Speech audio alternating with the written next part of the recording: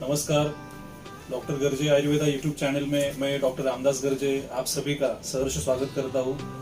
आज हम इस वीडियो के माध्यम से एक जटिल समस्या के बारे में जानकारी लेने का प्रयास करेंगे।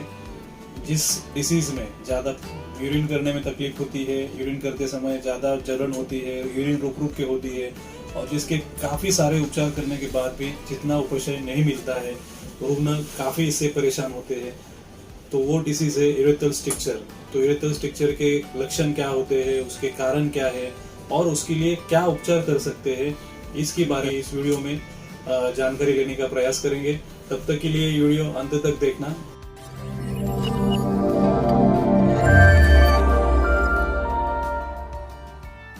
तो यूरेथ्रल स्ट्रिक्चर क्या है, तो क्यों होता है? यूरेथ्रल स्ट्रिक्चर जनरली हम देखेंगे तो पुरुष रोगी में और स्त्री रोगी में होता है। तो पुरुष रोगी में ज्यादातर यूरेथ्रल स्ट्रिक्चर डिसीज पाया जाता है, स्त्रियों में उनकी तुलना में कम संख्या में पाया जाता है।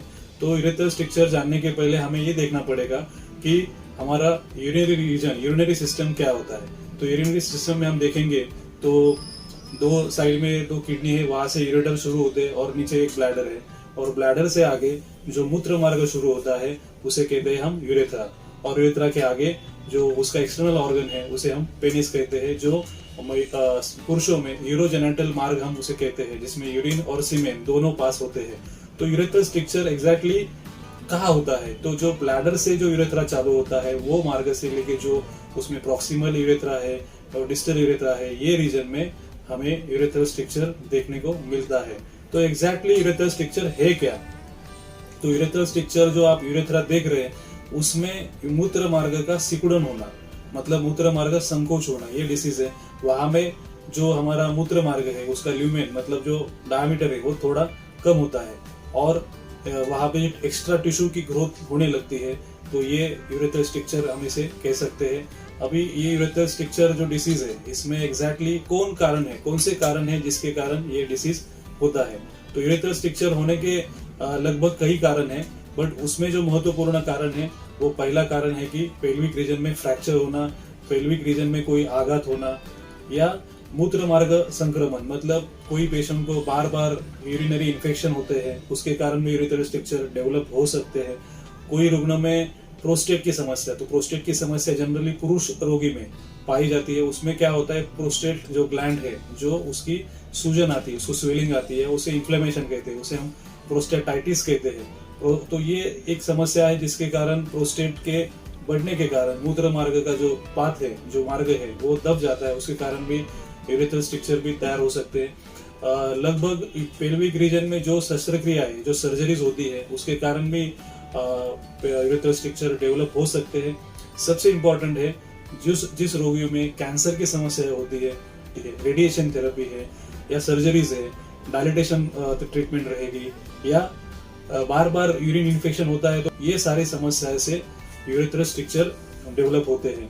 और सबसे इम्पोर्टेंट है कि सेक्सुअली ट्रांसमिटेड डिसीजेस, इसके कारण भी यूरेथ्रल स्ट्रिक्चर डेवलप होते हैं। यूरेथ्रल स्ट्रिक्चर में जो लक्षण है उसमें कई रुग्णों में यह अनभिज्ञ रहता है और जो प्रमुख लक्षण है उसमें पहला लक्षण है कि painful urination, difficulty in urine, मतलब यूरिन करते समय दिक्कत होना, यूरिन को बार बार जाना पड़ना, यूरिन एक बार साफ न होना, यूरिन का जो फ्लो रहता है वो कम होना, यूरिन का जो एक फ्लो रहता है उसकी एक धार न होके उसमें वेरिएशंस आना, लिंग जो है मतलब उसमें स्वेलिंग आना।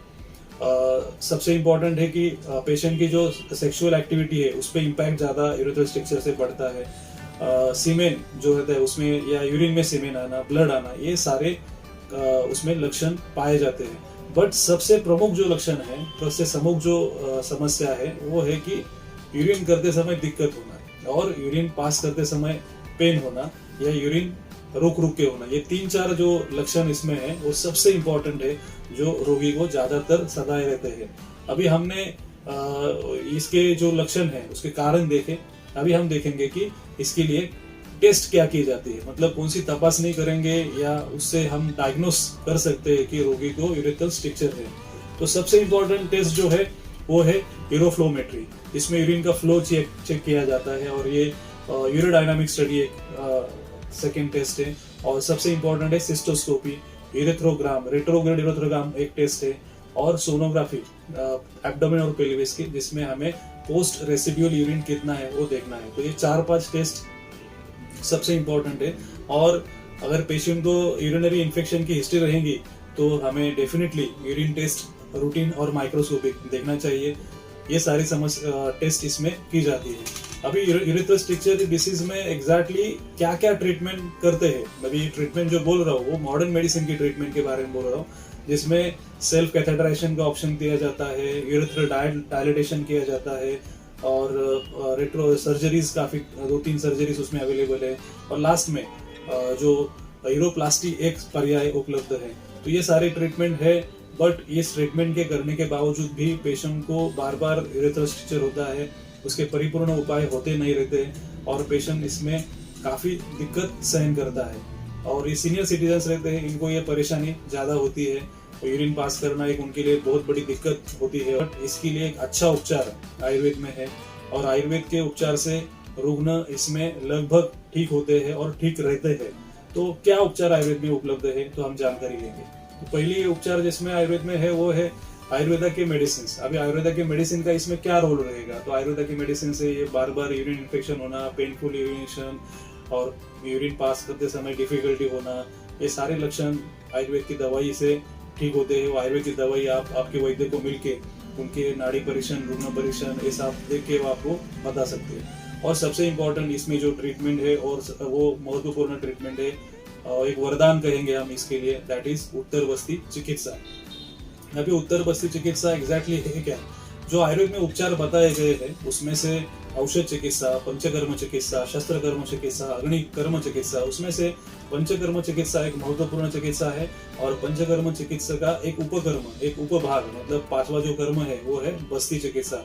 तो बस्ती चिकित्सा के भी प्रकार होते हैं, जो उत्तर मार्ग से देते हैं उसे उत्तर बस्ती कहा जाता है। और रेगुलरली आप जो बस्ती नाम सुने होंगे वो थ्रू रेक्टम दिया जाता है, वात व्याधि और इतर समस्या के लिए काफी महत्वपूर्ण चिकित्सा है, उसे अर्ध चिकित्सा भी कहते हैं।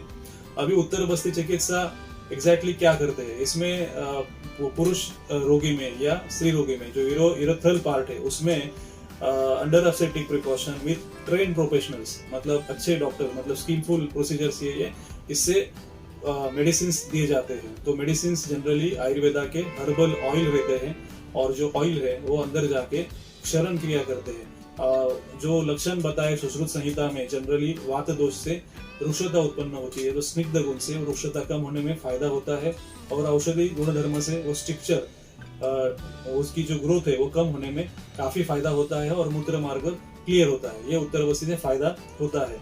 तो उत्तर बस्ती जो ट्रीटमेंट है वो कैसे की जाए, ट्रीटमेंट के सेशन से लगभग उसको 30 मिनट्स या 40 मिनट लगते हैं। उसके लिए जो स्टैंडर्ड ऑपरेटिंग प्रोसीजर्स रहते हैं, हम उसे SOPs बोलते हैं, वो फॉलो करने काफी जरूरी है।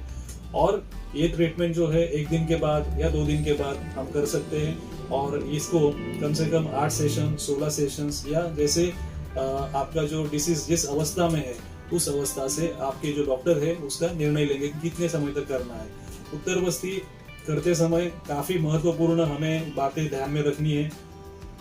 उसमें सबसे इम्पोर्टेंट है कि हमें पानी ज्यादा पीना है, यूरिन को कंट्रोल नहीं करना है, नेचुरल वेग धारण वो नहीं करने हैं, और सेक्सुअल अब्स्टिनेंस मतलब ब्रह्मचर्य पालन करना है, और ज्यादा स्पाइसी, ज्यादा नमकीन या तीखी चीजें नहीं खानी है। तो ये लगभग हमें प्रिकॉशंस लेने जरूरी होते हैं। और उत्तर बस्ती के क्या फायदे हैं, उत्तर बस्ती का सबसे बड़ा फायदा है कि उसमें कोई एनेस्थीसिया देने की जरूरत नहीं पड़ती है, कोई कट करने की जरूरत नहीं है, कोई बड़ा ऑपरेशन करने की जरूरत नहीं है, कोई इंजेक्शन देने की जरूरत नहीं है, पेशेंट को हॉस्पिटलाइज होने की जरूरत नहीं है। ये 5 मुख्य उसके फायदे हैं, और इस पे पेशेंट सेम डे अपने काम पे जा सकता है। अभी उत्तर बस्ती से क्या अधिक लाभ हो सकता है, so what is the significant और बेनिफिट्स। तो पहला बेनिफिट है उत्तर बस्ती से पेशेंट का जो रुक के यूरिन होना या पेन होना या दिक्कत होना, ये सिम्टम्स कम होते हैं। यूरेथ्रल स्ट्रक्चर की जो बार बार होने की रिपीटेशन से वो कम होते हैं। कैथेटर डालने की समस्या है जो बार बार होती है वो कम होने में फायदा होता है। और अगर उत्तर बस्ती आयुर्वेदा के मेडिसिन जो बताई, आहार विहार चिकित्सा, ये सारी चीजें रुग्ण डॉक्टर बताएंगे उस समय तक फॉलो करता है, लगभग 2-3 महीने या 6 महीने तक ये सारी चीजें चलती हैं, तो ये रुग्ण यूरेथ्रल स्ट्रक्चर से मुक्त हो सकते हैं, उनकी समस्याएं का हल हो सकता है, और बार बार जो रिकरेंस होता है वो कम हो सकता है। तो पूरा वीडियो देखने के लिए आप सभी का धन्यवाद। वीडियो को लाइक शेयर जरूर करना, और जिससे और जो रोगी है उनको ये जानकारी मिले और उनका यूरेथ्रल स्ट्रक्चर का जो तकलीफ है वो कम होने में फायदा होगा। तब तक के लिए धन्यवाद।